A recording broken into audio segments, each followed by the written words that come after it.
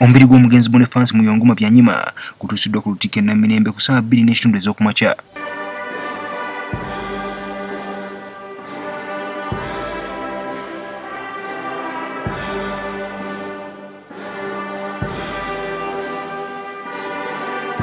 Emikwano n'enganda ombali bannabyabufuzi abakungu okuva mu gavumenti Ssaabaduumizi wa Poliisi General Kale Kaihura aduumira amagye General David Muhoozi ssaako n'abakungu okuva e Mengo nabo beetabye mu kusaba kuno.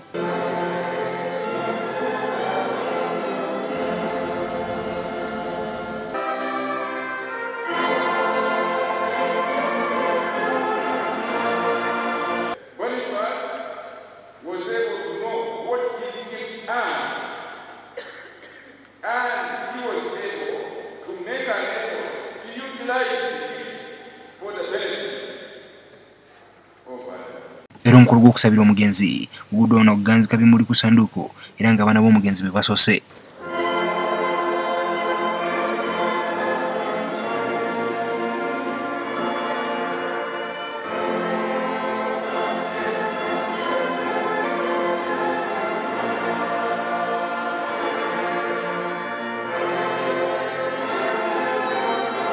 Kumpi buli mwogezi obwedda alinnya Katooti ng'atendereza omugenzi okukolera ensi ye n'omutima gwe. Byanyima wanted change.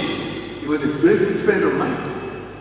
The uncle is Aboriginal for always giving us students what the students we had the Memorial, Mutashwera, Kaitiriza.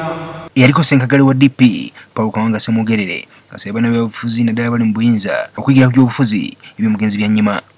As a challenge to current professionals in this country at this time, you don't have much to go into details.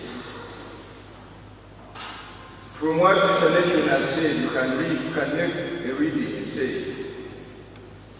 Uganda is troubled tribes now. Mwana w'omugenzi ate nga ye mukyala wa Dr. Kizza Besigye Winnie Byanyima ayogedde ku famire atendereza kitaawe olw'okukolerera amazima n'obwenkanya. I want to pay tribute to him as a man who really believed in that motto of DP, truth and justice. He lived them. We've talked about how he talked truth to power. This was so important to him. Ono ayogedde ku bimu omugenzi byafudde bimu by'omutwe. Women die in childbirth. 17 women every day die in childbirth because of lack of health care. And we have political elites flown out at millions of public money to be treated abroad. That's not justice.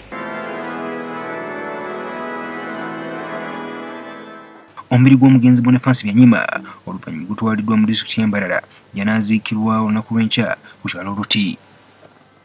Ivan Kimukigozi, NTV ku ssaawa emu.